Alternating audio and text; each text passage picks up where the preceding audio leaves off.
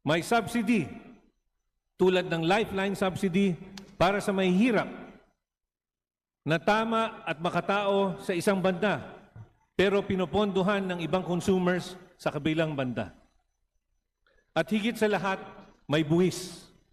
Buwis sa generation, buwis sa systems loss, buwis sa subsidy, buwis sa halos lahat. Mr. Speaker, each of these charges may have a legal basis. Each may have been justified at the time it was introduced.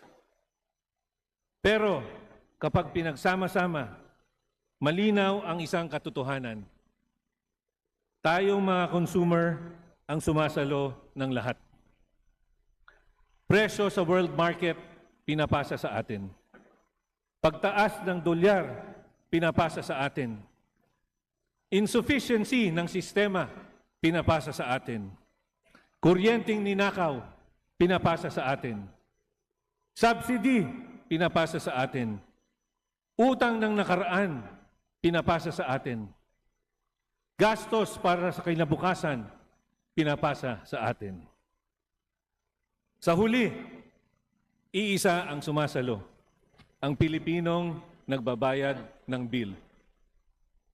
Hindi ang pinakamahirap dahil sila ay may proteksyon. Hindi rin ang pinakamayaman dahil kaya nilang bayaran, kundi ang middle class.